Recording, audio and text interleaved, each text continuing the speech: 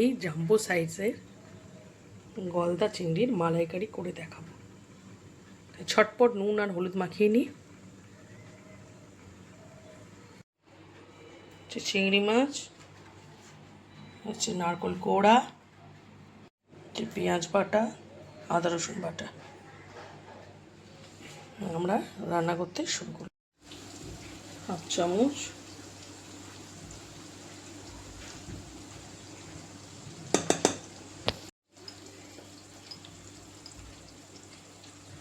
জিরে গুঁড়ো,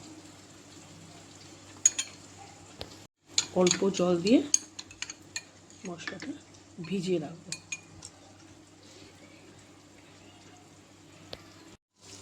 এই কাজু কটাকে আমি পেস্ট করে নেব জলে ভিজিয়ে।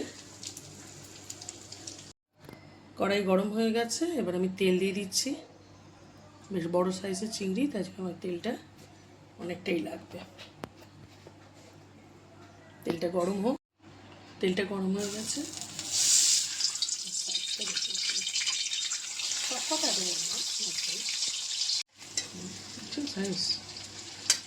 সব মাথাগুলো আলাদা করেছি, কারণ মাছটা হালকা করে সাঁতলেই হয়ে যায়, কিন্তু মাথাটাকে একটু বেশি ভাজতে হয়।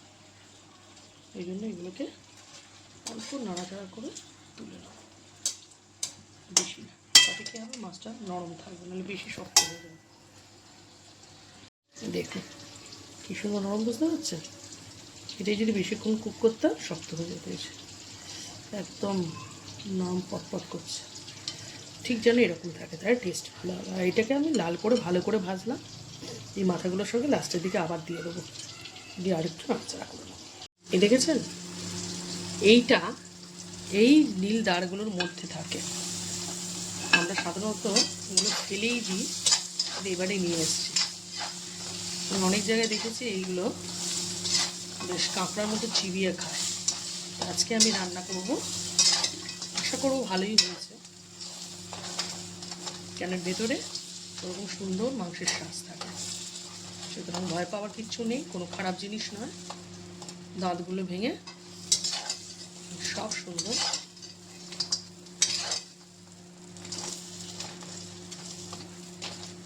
লাল লাল করে ভেজে নিলাম। তুলে নেব, রান্নাটা শুরু করব।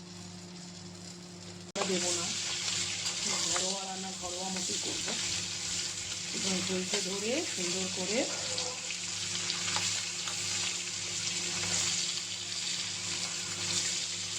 খুব সুন্দর চিংড়ি মাছ ভাজার গন্ধটা। এর মধ্যে দুটো তেজপাতা, দুটো শুকনো লঙ্কা, দুটো এলাচ,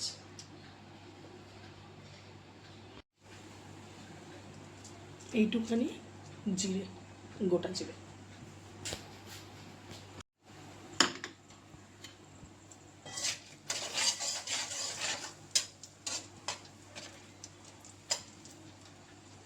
এবার আমি এর মধ্যে এই যে বাটা পেঁয়াজটা, জলটা ছেড়ে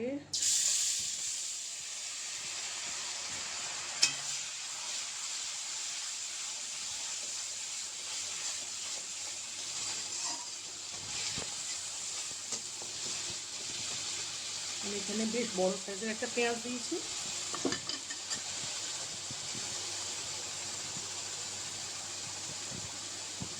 এটা বেশ ভাজা ভাজা হবে।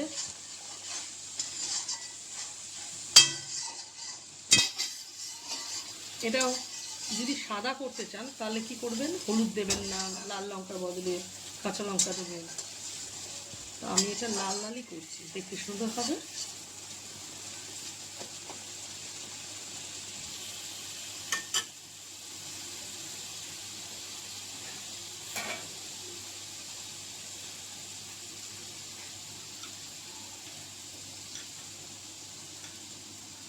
এর মধ্যে আদা রসুন বাটা,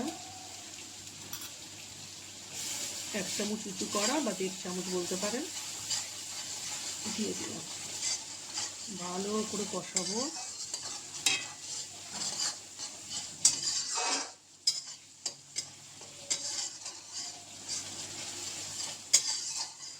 চিংড়ি মাছ ভাজতে যাবে, মানে একটা সুগন্ধ, মনে হয় না কিছু লাগে। ও ফ্লেভার।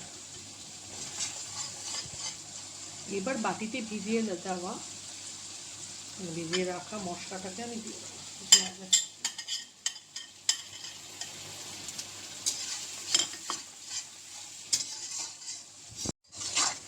এই যে ভেজানো মশলাটা এবার আমি এটার মধ্যে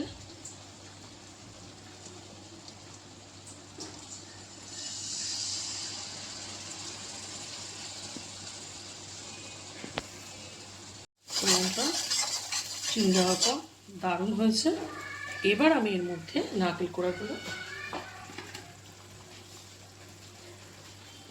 দিয়ে দিচ্ছি।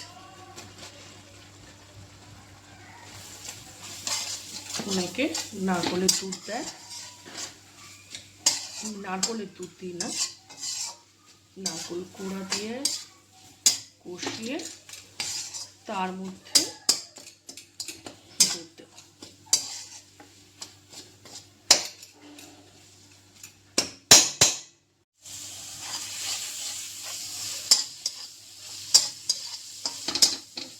নারকেলটা দিয়ে সুন্দর কষা হয়েছে। এবারে এর মধ্যে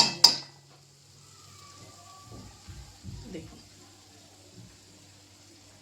1 কাপ দুধ,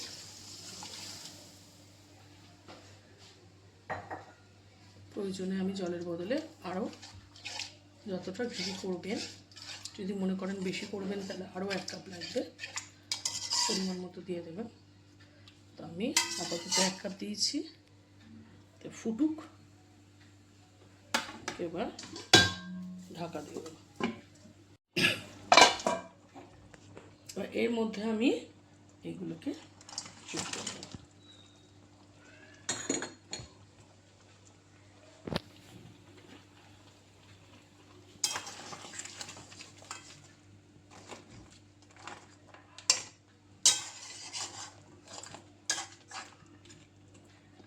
নুন মিষ্টি সবই দেখে নেবেন, যদি মনে হয়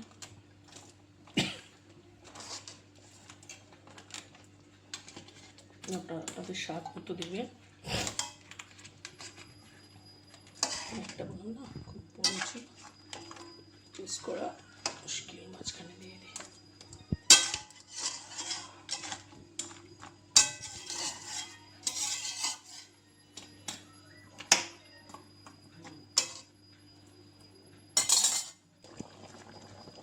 পাঁচ ছটা কাজু ভিজিয়ে রেখেছিলাম, তার পেস্টটা এবার দিয়ে দিচ্ছি।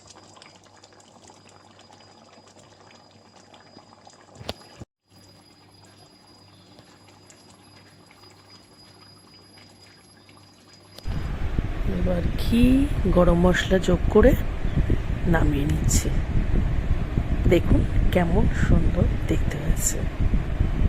তাহলে ঝটপট বানিয়ে ফেলুন আর আমাকে জানান কেমন লাগলো।